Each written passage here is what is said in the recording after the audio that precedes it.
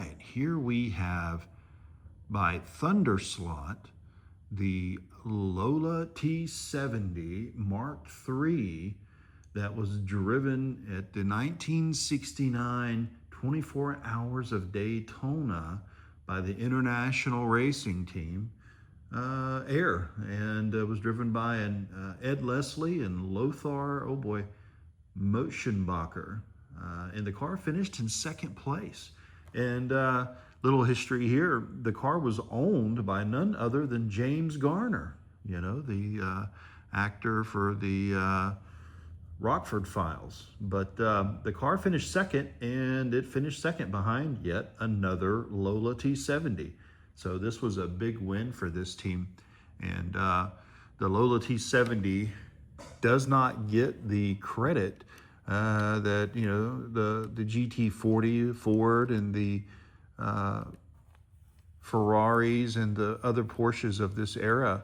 But, you know, General Motors power plants, you know, this one was a Chevrolet engine. So you GM guys, you know, you got a car to pull for other than, you know, the Ford GT40s and the Porsches and Ferraris and whatnot.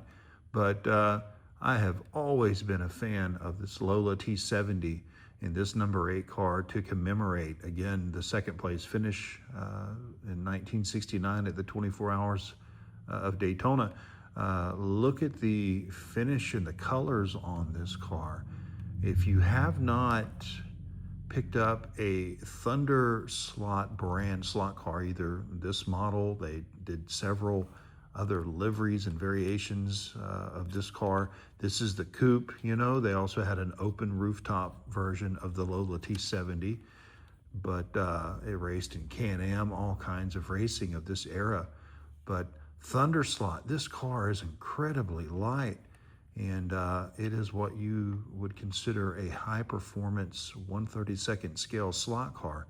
But again, I've said it before, you do not need to be a slot car professional enthusiast to be able to enjoy this on your home track. And again, it comes as analog form. It'll race on Carrera analog, Slottecknic analog, or really any 1/32 scale plastic analog track. But I have a Carrera Digital track, and I wanted to be able to race this car on my digital track. And I'll show you how I did that in just a second. But underneath the chassis, you can see the motor pod. You can see the motor, short can motor. It's technically, I guess you could say, a sidewinder where the motor sits parallel to the rear axle, but almost leaning towards an angle winder where that motor is at an angle to the rear axle. You can see a slight angle to that motor. And maybe Thunderslot knows something that we don't, because again, Thunderslot makes top-notch performance slot cars.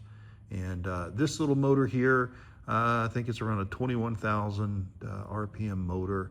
And as you'll hear in a moment, one of the quietest, smoothest running, driving brand slot car out there. I'm always amazed at how smooth and quiet these cars are.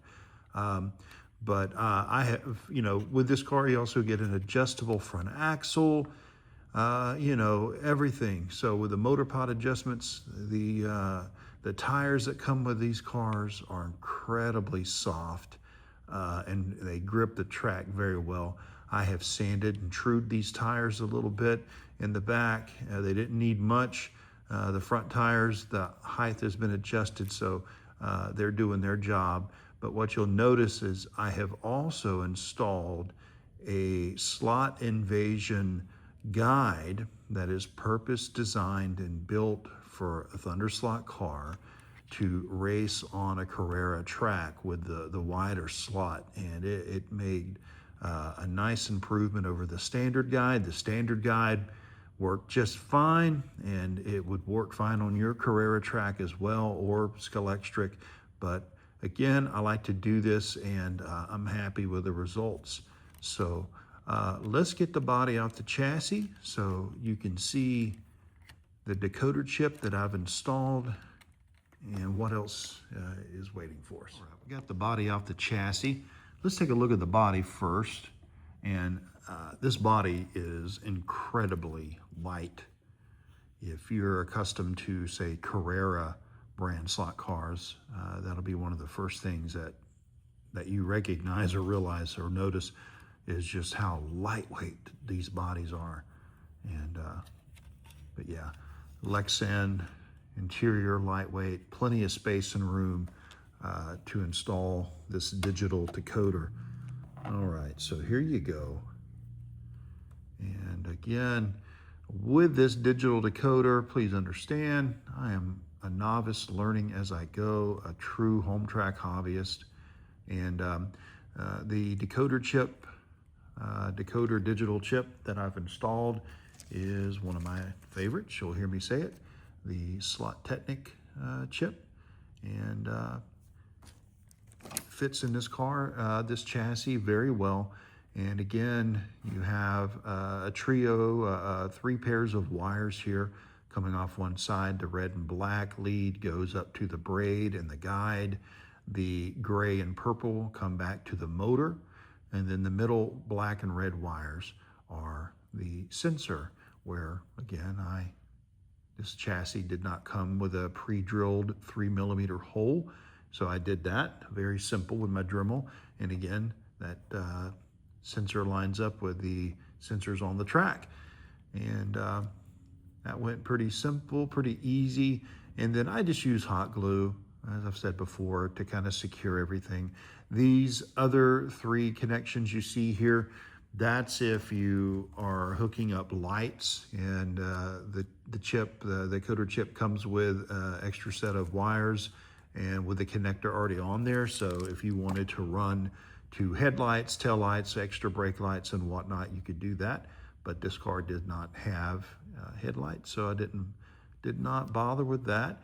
But again, you can see the adjustable set screws that enable you to adjust the height of that front axle. Again, that is so where what you want is you really don't want the front tires supporting the weight of the car. You just barely want them at the surface of the track and not impacting the guide's ability to keep the car in the slot, where the tires are pushing the front of the car up and the guide out of the slot. And the rear axle, again, these are all aluminum wheels in the back, very lightweight, plastic gear, and but again, just so smooth and quiet, as you'll hear and see momentarily. The tires are wonderful tires they put on these cars, but it's a very flexible, lightweight chassis. So there you go. Everything there, the motor pod showed all that. But I'm going to clean these tires up a little bit and get the body on the chassis, and let's get some laps in.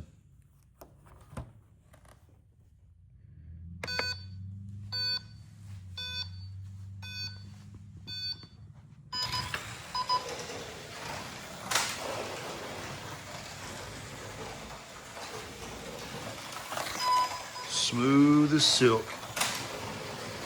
Quick. Wow.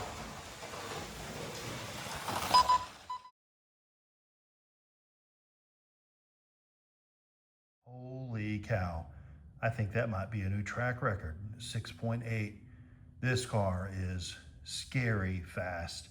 And I think with a little more practice with the controller, I could even get lower than that. But it's just, what an incredible brand of slot car, Thunderslot. If you're on the fence about getting one, get off the fence and get you a Thunderslot. You won't regret it. But thank you for watching. I hope you enjoyed it. And if you like it, please do like it and subscribe if you feel so inclined. I hope you have a good one.